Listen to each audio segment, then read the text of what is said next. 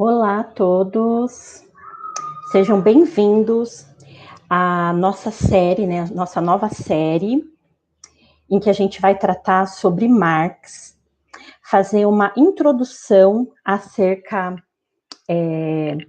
da sua vida e obra, seus principais pensamentos e como chegou-se a disseminação da sua teoria, né, dos seus estudos, das suas propostas para o mundo todo, tá? Então, sejam bem-vindos a esse nosso primeiro vídeo. A ideia é a gente fazer uma série com 6 vídeos, cada um tratando de uma temática, de maneira resumida, simples, realmente direcionado para quem está procurando começar a entender o marxismo, tá? Então, é para quem está realmente buscando começar a entender essa dinâmica, tá? Então, essa é a nossa proposta. Então, hoje nós vamos tratar sobre um primeiro tópico, que seria o tópico alienação, e dentro desse tópico, a gente vai abordar algumas questões, tá? Primeiramente, falando um pouco sobre a vida intelectual e a formação de Marx. Para quem não sabe, Marx iniciou a sua vida acadêmica estudando ciências jurídicas, tá? E depois ele passou para o estudo da filosofia, mudando de universidade, aí ele vai para a Universidade de Berlim. E lá, né, no estudo da filosofia, ele vai se deparar com a teoria de Hegel e vai começar a estudar mais fundo e também, como a gente vai ver ao longo dessa aula e das próximas aulas, ele vem fazer uma crítica a Hegel, a sua teoria, a sua base, e a gente vai entender o porquê. Mas é muito importante nesse primeiro momento a gente entender essa base de inspiração de Marx. Então, tanto da parte jurídica, quanto da parte de filosofia, e especificando a filosofia de Hegel, tá? Depois que ele se forma em doutorado, né, ele tem ali os seus um período na vida acadêmica, enquanto aluno, enquanto estudioso, devido a uma mudança de política educacional na Alemanha, ele se vê obrigado a largar a vida acadêmica, porque o governo que estava no poder era um governo mais autoritário, mais direcionado a conservadorismo, né?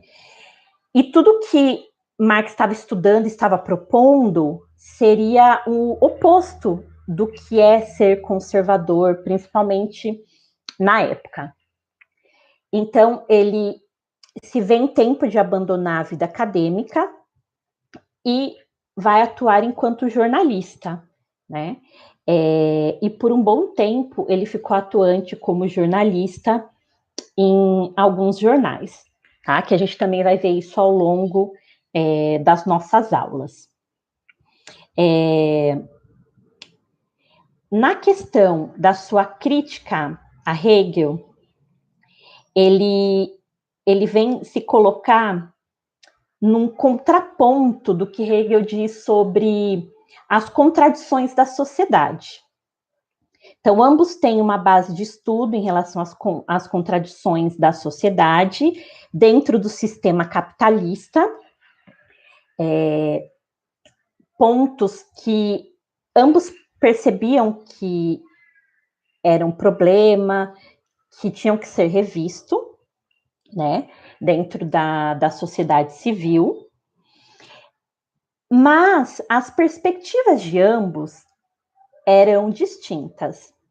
Hegel dizia que essas contradições apresentadas pela sociedade, e a gente vai entender o que são essas contradições também, ele dizia que elas poderiam ser resolvidas dentro desse próprio sistema, ou seja, dentro do sistema capitalista, dentro do âmbito do Estado. Marx já não acreditava nisso. Na verdade, ele dizia que dentro do sistema vigente, que era o sistema capitalista, não tinha como pensar em resolução para as contradições. Não tinha como visualizar uma solução em que colocasse em equilíbrio as questões, as satisfações individuais e as questões, as satisfações da sociedade, de um conjunto de pessoas, dentro do âmbito público. Então, quais são os interesses privados das pessoas? E quais são os interesses públicos da sociedade? E Marx não acreditava que dentro do sistema capitalista, que, observando, é o sistema no qual nós vivemos até hoje, que pudesse caber uma resolução para isso, para esse conflito, que ambos pudessem entrar numa concordância, né? E aí ele faz toda a sua base crítica em cima disso. E aí, posteriormente, ele vem propor um novo sistema econômico, político e social, que vem a ser o socialismo, só que no caso dele, mais especificamente, o comunismo, que depois a gente vai entender que tem diferenças entre o socialismo e o comunismo, que é proposto por Marx junto com Engels. Que depois nós também vamos falar sobre a parceria desses dois, tá? Mas nessa primeira aula vamos focar em Marx. Então, qual é o contexto dos estudos filosóficos em relação à sociedade, meios de produção, a economia dentro do âmbito capitalista? Qual é o contexto no momento em que Marx vivia? Só pegar aqui a data certinha, só para vocês terem ideia de quando Marx viveu e qual o contexto da sociedade, tá? Marx nasceu em 1818. Ele defende a sua tese de doutorado sobre filosofia clássica em 1841, tá? Então, ele já estava aí no meio acadêmico nessa época. E ele, deixa eu ver aqui sobre os seus escritos. Em 1848, ele redige e publica o Manifesto do Partido Comunista e o livro O Capital. Deixa eu só observar aqui o ano. Tá. Ele publica o primeiro volume de O Capital em 1867. Então, é dentro dos anos, né, entre 1837 e 1880 que nós temos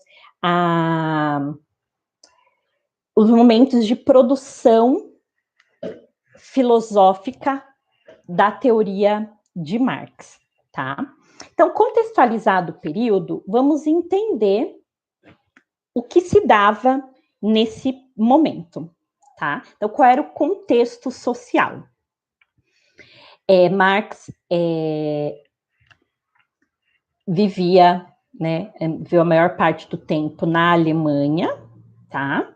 Então, para a gente poder contextualizar que ele observou muito da realidade europeia, estudou muito sobre a realidade inglesa, que foi onde se iniciou a Revolução Industrial, e ampliando isso para os países da região, inclusive a Alemanha, que é o seu país de nascença. Então, a partir da Revolução Industrial, a gente começa a perceber algumas dinâmicas, como os primeiros conglomerados financeiros e industriais, um processo de substituição de mão de obras por máquinas cada vez mais especializadas, e isso vem se aperfeiçoando com o passar do tempo, e as primeiras crises econômicas decorrentes de conflitos sociais. Então, aqui a gente tem uma dinâmica de conflitos sociais que são consequência da má distribuição de propriedade e renda. É aqui que a gente começa a perceber um movimento de acumulação de capital. Nós também vamos entender melhor do que se trata. Mas qual era o objetivo de Marx com as suas observações e suas posteriores teorias? Seu objetivo era refutar a aparente normalidade dos fenômenos contraditórios do capitalismo naquela sociedade. Então, ele vem fazer uma crítica a essa sociedade burguesa, que fez com que o capitalismo ascendesse na sociedade, e ele vem revelar todas as contradições desse sistema econômico. E aí, surgem alguns termos que Marx vem trabalhar ao longo da sua obra. Então, quis trazer alguns desses termos para essa nossa primeira aula, para que a gente possa começar a entender melhor o seu pensamento. Um desses termos é o fetichismo. O fetichismo é um dos conceitos centrais do pensamento de Marx.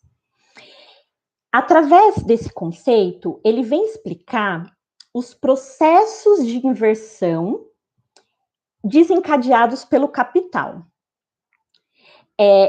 Principalmente representado pela questão das mercadorias, de como o processo produtivo se dava, né, os meios de produção, e o dinheiro, que seria o capital. E que nessa sociedade se aparenta que os agentes econômicos, eles são livres e autônomos nas suas decisões individuais. Principalmente o trabalhador, ele sempre retoma a figura do trabalhador, que ele vem como uma figura de um empresário de si mesmo, que ele seria um prestador de serviço, que tem o seu trabalho como o seu objeto de trabalho, né? Como seu objeto de trabalho, não, como seu objeto de venda. Você vende o seu trabalho, você vende o seu labor. E a partir disso vem a base da crítica do marxismo em relação ao capitalismo, que toda essa questão de igualdade, de liberdade do trabalhador em relação ao capitalista, e quem é o capitalista nessa sociedade? É o grande produtor, é o dono dos meios de produção, o dono das indústrias, os donos dos bancos, né? Enfim, esses são os capitalistas. E os proletariados são todos os trabalhadores, são todos os outros, todos nós, que empregamos o nosso trabalho, a nossa mão de obra, dentro desse sistema. Outro ponto também, que é objeto de estudo, né, a base de estudo de Marx, é o materialismo histórico. Marx, ele elaborou uma perspectiva histórica acerca das relações materiais, da produção e da reprodução das condições sociais necessárias à sobrevivência humana. Ele coloca que a distribuição da propriedade e dos meios de produção que estão ali na mão dos capitalistas, como a terra e as ferramentas que são utilizadas no processo produtivo, é o fundamento para que um grupo garanta a manutenção da vida. Ou seja, sem o processo produtivo, a gente não consegue estabelecer novos bens de consumo, novos bens industriais que são importantes para a subsistência do ser humano. Até aí, tudo bem. Ele mostra que os meios de produção, eles são importantes. A questão é como o resultado dessa produção, seja o resultado material, o produto em si, e a mais-valia, que nós entendemos como lucro, e ele nomeava enquanto mais-valia. Então, esse excedente, né, esse resultado em produto em mais-valia, ficava concentrado na mão de poucos, na mão dos capitalistas. E o trabalhador? Só vem a receber uma ínfima parte do que ele produziu, disponibilizando o seu tempo, disponibilizando o seu trabalho. É aí o ponto de partida da sua crítica.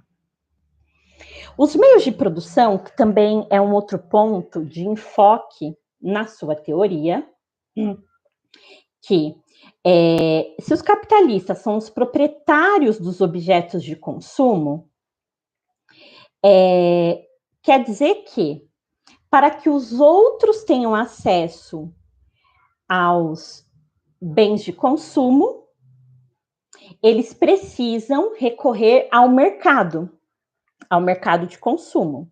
Então, eu sou trabalhadora, eu disponibilizo a minha mão de obra para uma empresa, para uma fábrica, em troca eu recebo um salário, e para eu adquirir os meios da minha subsistência, eu preciso recorrer ao mercado para adquiri-los. Eu não tenho direito ao que eu produzi. Vamos supor que eu trabalho numa fábrica de calçados. Para eu adquirir calçado, eu não vou ter direito a uma parte desses calçados que eu produzi. Eu vou ter que pegar o salário que eu recebi, ir até esse mercado de consumo e trocá-lo por um sapato. Mas qual o problema disso? Qual é a questão que Marx vê nisso? É que o calçado, quando está sendo vendido ali no mercado de consumo, ele já tem embutido nele a mais-valia, o nível de lucratividade do capitalista, certo? Então, eu produzi o calçado, mas eu só vou ter direito a adquirir o calçado remunerando o lucro do capitalista. Mas eu já ajudei a remunerar o lucro do capitalista ao produzir esse calçado. Então, vejam que aqui nesse processo, eu estou remunerando esse capitalista 2 vezes. Isso só nesse exemplo, tá, gente? Então, ele sempre vai ficar com a maior parte dessa mais-valia. E eu só vou ter direito a adquirir o que eu preciso para minha subsistência. Nada além disso. Então, será que eu tenho chances, condições de estar no mesmo patamar econômico desse capitalista, tendo que interagir nesse sistema dessa forma? Eu deixo essa questão para vocês, né? Então, o trabalhador, ele é um foco de estudo dentro da teoria de Marx. Né? Porque o trabalhador, ele está dentro de um processo de alienação, que aí vem o tema dessa nossa aula, em que ele é reduzido a um mero agente, né? Um dos agentes nesse processo produtivo. Porém, não. O trabalhador é o principal agente nesse processo produtivo. Mas isso não vai ser colocado para ele. Aí vem o processo de alienação, que é a estranheza em relação ao dominado, para que ele continue sendo dominado. Porque se ele perceber que ele tem o poder nas suas mãos e de que o seu trabalho é mais valioso do que o salário que ele recebe, aí vem os movimentos de greve, vem os movimentos sociais que o patronato é contra. Por quê?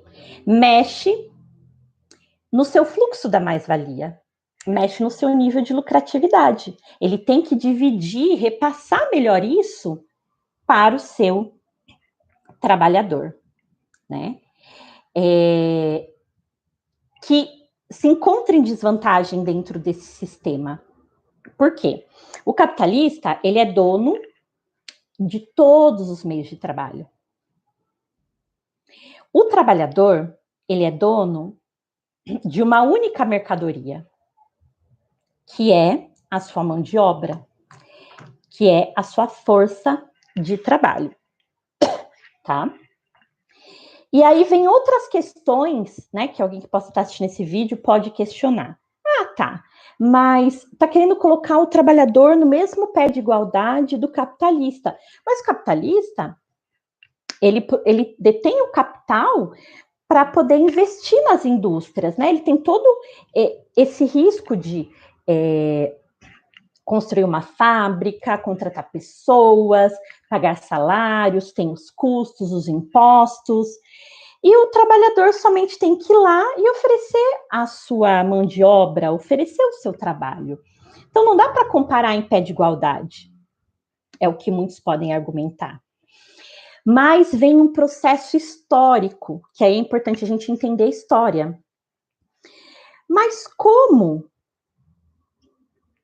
alguns passaram a ter mais capital do que outros?